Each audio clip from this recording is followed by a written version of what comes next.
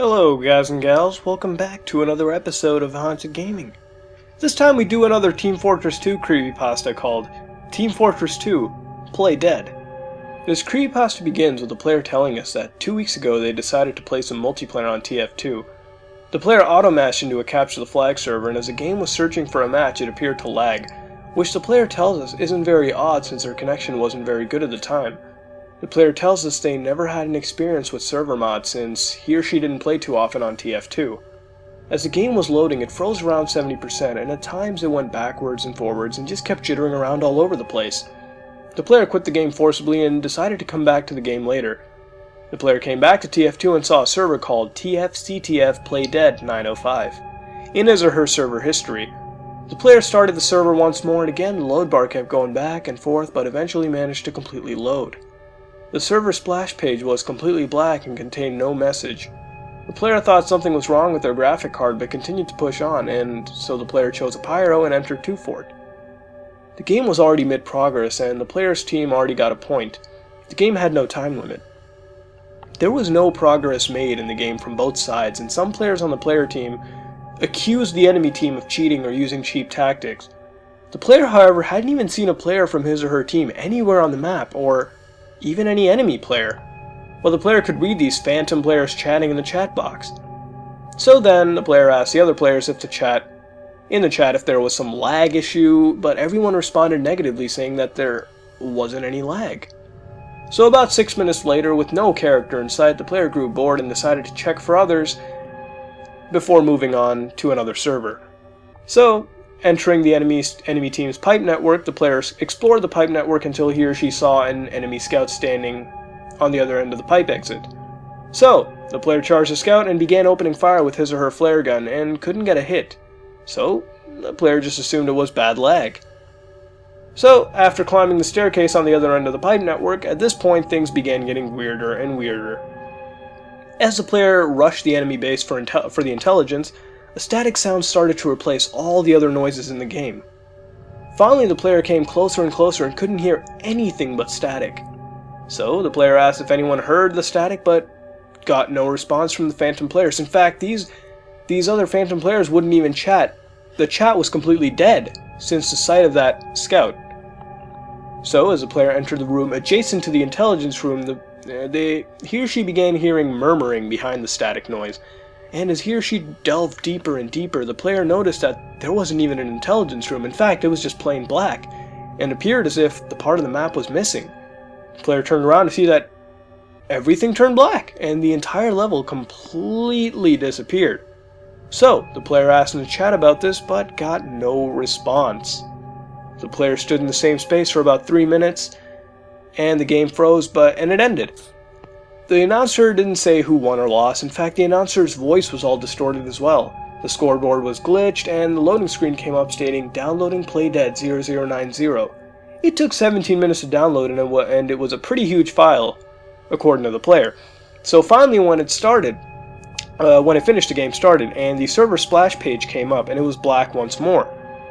The player began the game and chose a spy, and the level was completely undescribable. No matter how hard the player tried to get a screenshot, the game wouldn't allow it. So, the player just went on.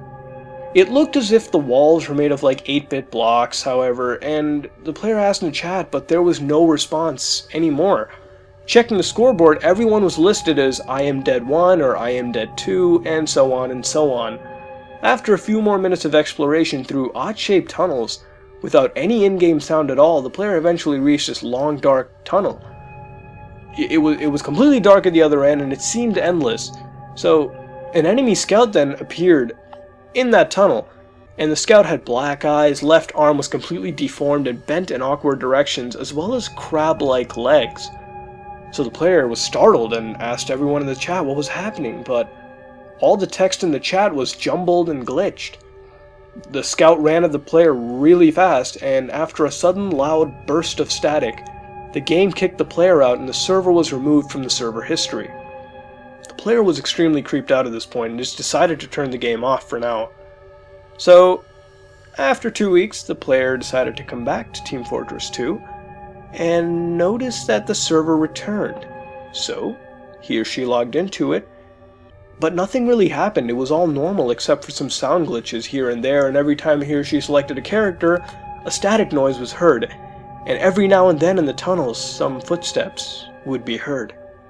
Well, this is a pretty good creepypasta, and I enjoyed it a lot more than the last Team Fortress 2 creepypasta that we did. And as far as cliches go, I really couldn't find them to break the overall experience, and I didn't even find too many to begin with. One thing that really did annoy me was the use of static noise. I wish something else was used. Hell, even an in-game sound effect would have been better in my opinion. You know, instead of just generic static noise, which, you know, to me isn't that scary, if you think about it. But then again, tell me what you think in the comments below.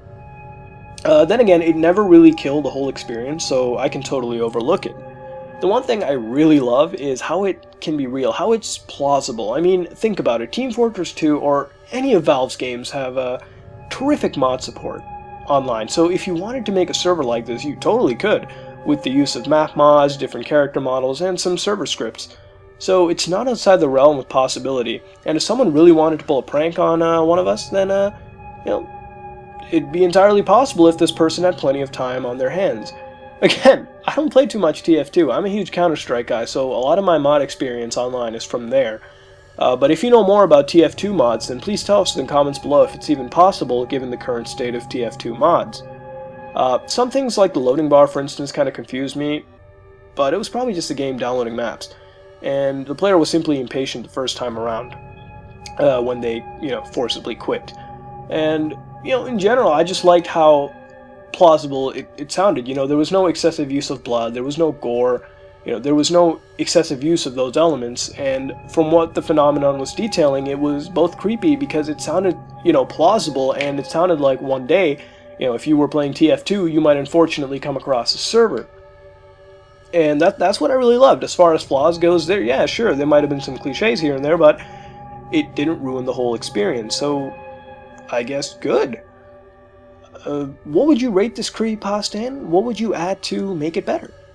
This has been another episode of Haunted Gaming, and if you like what you saw, then like, comment, and subscribe.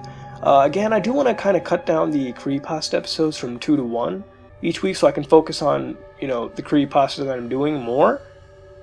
But tell me what you think, and plus I also want to do another video. It's about Metal Gear, and basically I'm going to talk about the, you know, history of it and the entire franchise. So if I cut down from 2 to 1 a week, I'd have more time to do that. So tell me what you think and if you'd want that video. This is me, Mudahar from SomeOrdinaryGamers, and I'm out.